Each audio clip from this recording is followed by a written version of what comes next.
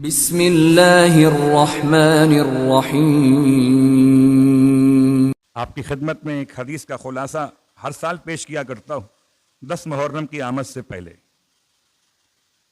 تاکہ 10 محرم کی آمد پر ہمارے شہر میں لگائے گئے بعض اشتہارات کی حقیقت آپ کے سامنے پہلے سے عیاں ہو، اور یہ الفاظ شیخ عباس قمی اپنی کتاب مفاتیح الجنان میں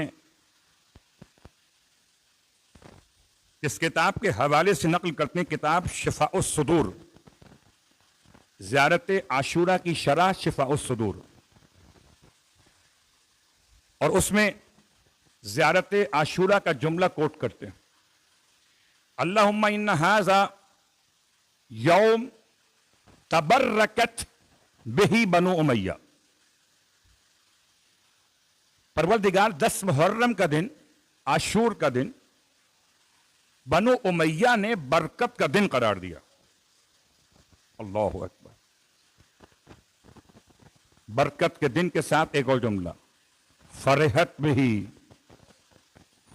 ان ھذا یوم، فرحت بہ، کہ اس دن کو بنو امیہ نے قتل حسین کی وجہ سے خوشی کا دن قرار دیا۔ یہ دو جملے زیارت عاشورہ کے کتاب شفاء الصدور میں، اس کے ذیل میں وجوہات۔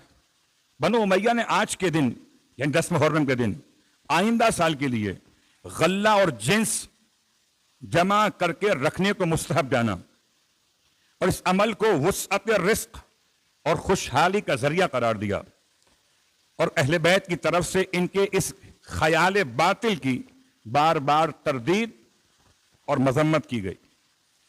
بنی امیہ نے 10 محرم کے دن کو عید کا دن قرار دیا، اور اس دن میں عید کی طرح کے رسوم جاری کیے، جیسے اہل و عیال کے لیے عمدہ لباس۔ کراچی کے بعض علاقے بھی ایسے ہیں کہ جہاں پر آپ کو یہ جملہ سمجھ میں آ جائے گا۔ عمدہ لباس، عمدہ خوراک، ایک دوسرے سے گلے ملنا، اور عجیب جملہ ہے، اور 10 محرم کو حجامت کروانا، جیسے عید کے موقع پر لوگ بال سیٹ کرواتے، جیسے عید کے موقع پر لوگ خضاب لگواتے، خط بنواتے، کہ 10 محرم کے دن کو عید کا دن سمجھتے ہوئے۔ اللہ اکبر! انہوں نے آج کے دن کا روزہ رکھنے کی فضیلت میں بہت سی حدیثیں وضع کر دیں، اور اس دن روزہ رکھنے پر عمل پیرا ہو گئے۔ اللہ اکبر! اگر حکومت باطل کو رونے والوں کے رونے سے کوئی خوف نہ ہوتا تو اپنے گروہ کو خوشی منانے کا حکم کیوں دیتے؟ اور اب اگر رونے والے نہ ہوتے تو 10 محرم کو عام مسلمان عید منا رہا ہوتا۔ عوام کل انعام، عوام تو مثل حیوان کے ایک دوسرے کی پیروی کرتے ہیں، ایک چلا تو پورا مجمع وہاں چل گیا۔ کچھ دیر فرض کر لیں کہ یہ مجلسیں نہ ہوں، سارا جہاں حسین کا قاتل دکھائی دے۔ انہوں نے عاشور کے دن دعا کرنے کو، اپنی حاجات طلب کرنے کو مستحب قرار دیا، اور اس کے لیے فضائل مناقب پڑھ لیے، اور آج کے دن بہت سی دعائیں بتائیں اور انہیں عام کیا، تاکہ لوگوں کو حقیقت واقعہ کی سمجھ نہ آ سکے۔ چنانچہ وہ آج کے دن 10 محرم اپنے شہروں میں، کتنی پرانی کتاب ہے، اپنے شہروں میں جو خطبے دیتے ہیں ان میں یہ بیان ہوا کرتا تھا کہ آج کے دن ہر نبی کے لیے 10 محرم شرف اور وسیلے میں اضافہ ہوا۔ مثلا نمرود کی آگ بجھ گئی، ان کے خطبوں میں اس طرح کی باتیں، اور باقاعدہ یہ تمام باتیں آج تک بعض علاقوں میں کراچی کے ایسے پوسٹرز لگائے جاتے ہیں یہ جو پڑھ رہا ہوں میں لکھا ہوا ہوتا ہے اس پر. نمرود کی آگ بجھ گئی. کیا لکھا انہوں نے 10 محرم کو؟ نمرود کی آگ بجھ گئی. پھر لکھا حضرت نوح کی کشتی 10 محرم کو کنارے پہ لگی. فرعون کا لشکر غرق ہوا، موسیٰ بچے 10 محرم کو. حضرت عیسیٰ کو یہودیوں کے چنگل سے نجات ملی 10 محرم کو. اب سمجھ میں آیا دشمن کی چال کہ انبیاء کے واقعات میں 10 محرم کو برکت کا دن، عید کا دن قرار دیں. سلام ہو حجت خدا پر. زیارت وارثہ میں انبیاء کے نام لیا. السلام علیکہ یا وارثہ آدم صفت اللہ، السلام علیکہ یا وارثہ نوح نبی اللہ، السلام علیکہ یا وارثہ ابراہیم خلیل اللہ، السلام علیکہ یا وارثہ موسیٰ کلیم اللہ، السلام علیکہ یا وارثہ عیسیٰ روح اللہ. جتنے انبیاء کے نام آئے تھے سب کی وراثت امام حسین علیہ السلام. صلوات پڑھیں محمد.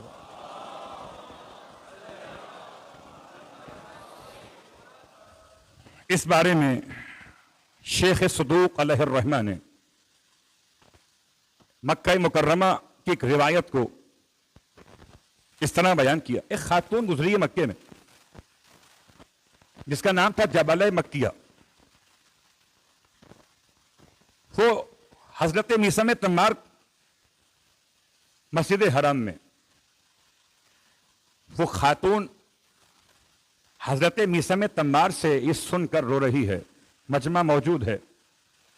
میثم تمار فرماتے ہیں خدا کی قسم یہ امت اپنے نبی کے فرزند کو 10 محرم کو شہید کرے گی، اور خدا کے دشمن اس دن کو بابرکت تصور کریں گے. یہ سب کام ہو کے رہیں گے. یہ باتیں خدا کے علم میں آ چکی ہیں. اور آپ فرماتے ہیں یہ بات مجھے اس عہد کے ذریعے سے معلوم ہے جو مجھ کو امیر المومنین علیہ السلام سے ملا. میثم تمار کے یہ جابلہ کہتے ہیں کہ میں نے میثم سے عرض کی کہ وہ لوگ امام حسین کے روز شہادت کو کس طرح بابرکت قرار دیں گے. تب میثم رو پڑے اور فرمایا لوگ ایک ایسی حدیث وضع کریں گے اس میں کہیں گے کہ آج کا دن 10 محرم کا دن وہی دن ہے جب حق تعالیٰ نے حضرت آدم کی توبہ قبول کی. حالانکہ خدا نے حضرت آدم کی توبہ ذی الحج میں قبول کی ہے. وہ کہیں گے آج کے دن ہی خدا نے حضرت یونس کو مچھلی کے پیٹ سے نکالا، حالانکہ خدا نے ان کو ذی القعدہ کے مہینے میں مچھلی کے پیٹ سے نکالا تھا. وہ کہیں گے آج کے دن حضرت نوح کی کشتی کوہ جودی پہ روکی، حالانکہ یہ ذی الحج کے مہینے میں ہوا تھا. وہ کہیں گے آج کے دن حق تعالیٰ نے حضرت موسیٰ کے لیے دریا کو شگافتہ کیا، حالانکہ یہ واقعہ ربیع الاول میں ہوا تھا.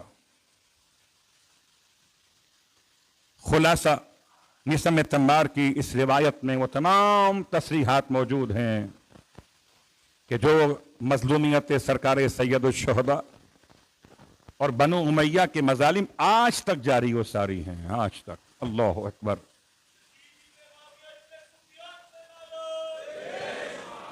اور اب میں اسی کتاب سے خالی ایک جملہ پڑھ کے بات تمام کر دیتا ہوں.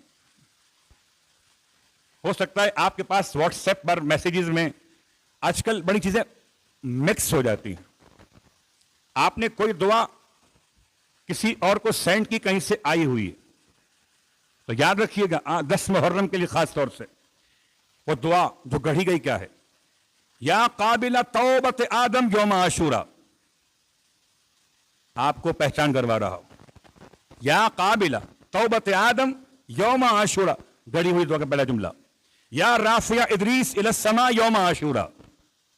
یا مسکن سفینۃ نوح علی الجودی یوم عاشورہ. یا غیاث ابراہیم من النار یوم عاشورہ. اس طرح کی کوئی دعا پڑھنا بھی حرام ہے، آگے بھیجنا بھی حرام ہے. ایسا نہ ہو کہ غفلت کی بنا پر ہم میں سے کوئی اس جرم میں شریک ہو جائے. بھیجیے تو زیارت وارثہ بھیجیے، بھیجیے تو کلمہ تعزیت بھیجیے، عظم اللہ اجورنا و اجورکم، اور